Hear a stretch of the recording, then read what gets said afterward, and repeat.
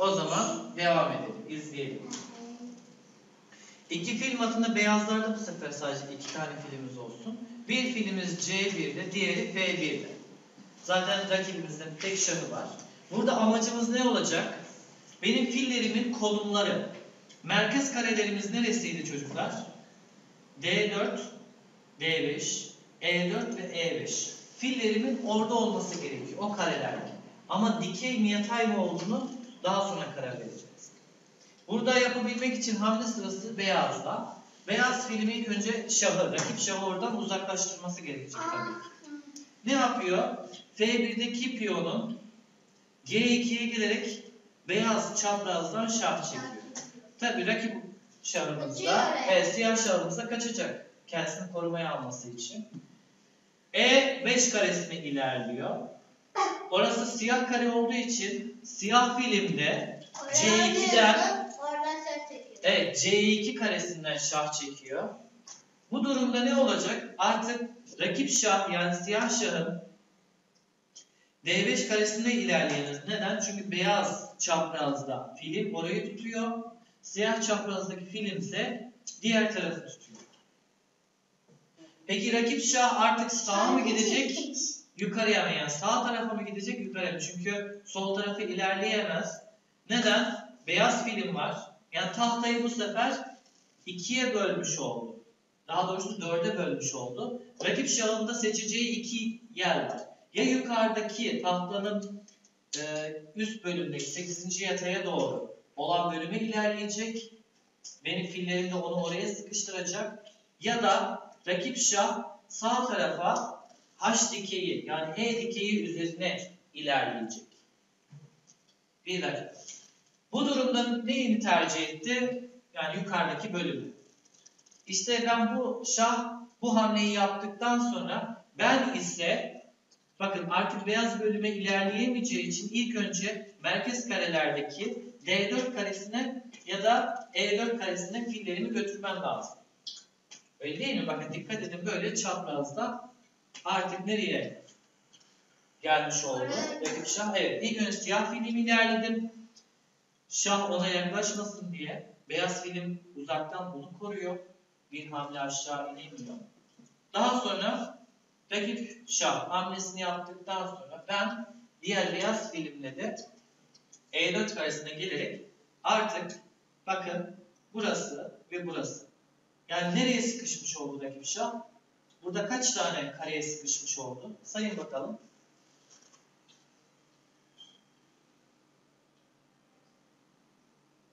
O 12. 12. 12 tane kareye sıkışmış oldu. Değil mi ya? 12 tane boş kare var. Artık ben bu şekilde adım adım yukarıya ilerlemem lazım. Ama bunu yapabilmem için benim şahımın da fillerimin şahına yani kendi şahlarına yardımına ihtiyaç var. Peki bu durumda benim şahım yani beyaz şah nerede durması gerekiyor? Şimdi fillerim tamam yerini aldı ve yukarıya adım adım gidecek 5, 6, 7 diye.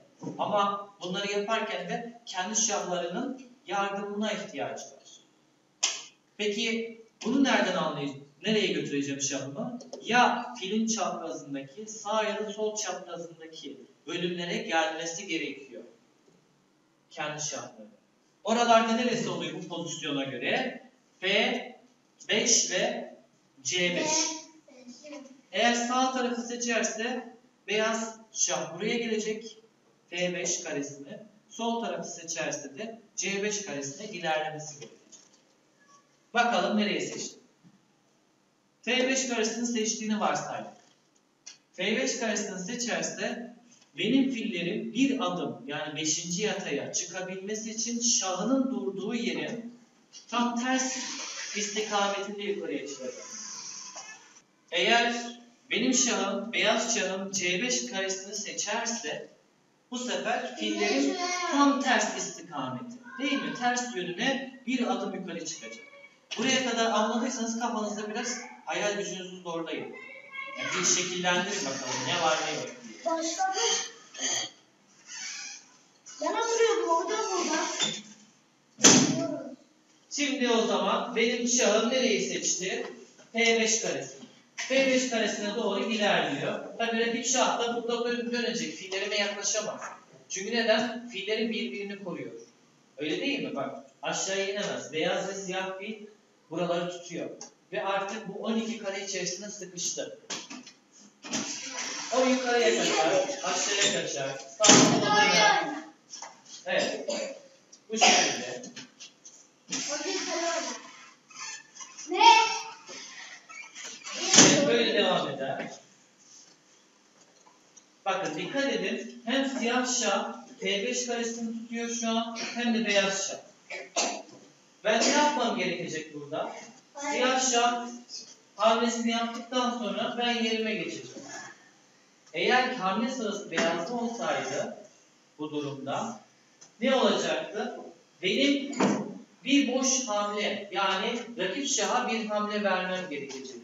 Boş hamle dediğimiz şey de ben işte buraya ulaşabilmek için F5 karesine başka bir yönden oraya geçmeyi bekleyecektim. Sıra bana gelene kadar. Bunu da yaptıktan sonra F5 karesine ilerledim. Artık rakip şah yukarı kaçtı. Bense ters istikametinde fillerimle çıkacaktım değil mi? Peki burada ilk önce hangi filimizi oynayacağız? Siyahı mı beyazı mı? Beyazı. Beyazı oynarsak mesela E4'teki beyaz filim D5'i ilerlerse rakip şah ona saldırır.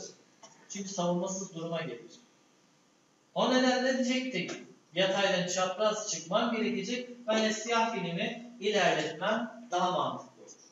Neden? Çünkü bak siyah film buraya geldiğinde C5 karesine rakip şah D6 karesine inemeyecek. Zaten C6 karesine gelemez. Beyaz film var. Demek ki siyah filme saldırı düzenleyemiyor. Bu şekilde ben şahı yukarıya bir adım daha sıkıştırmış oldum. Şuradaki bir şuraya ne olurdu peki? O zaman şah kaçar. Bakıyorum. Şimdi diğer film de D5 karesine ilerlediğinde rakip şah şimdi kaç kareye sıkışmış oldu? Tekrar sayalım. 1, 2, 3, 4, Öğretmenim. 5, 6. Öğretmenim bir tane var. 116. Demek ki bir sıra yukarı çıktığımda 12 iken 6'ya düşürdü. Bundan sonra bir sıra daha yukarı çıktığımda hesaplayın. Kaç kareye düşmüş oluyor? Güzel. 2 kare. Devam edelim o zaman. Bakın rakip şah buraya geldi. Benim beyaz şahımın da E6 karesinde olması gerekiyor. Hamle sırası bende ama. Ben işte burada bir boş hamle yapacağım. Bakın yani hamleyi rakibe verdim. Siyah şah. Ben buraya E6 karesine ulaşabilmem için. Rakip şah oradan uzaklaştığında Rakip şah şuraya. evet yok rakip şah değil. Ben bu sefer E6 karesine ulaştım. Evet. Şimdi durumumuz eşitlendi. Şimdi ikinci durumu yerine getiriyoruz. Rakip şah yukarı kaçtığında siyah filmde hemen şah çektim. O bu tarafa kaçmayı tercih etti. Sol tarafa. Ben filmle tekrar geldim. Şimdi kaç kareye sıkıştı? 2, 6, Hayır. 4,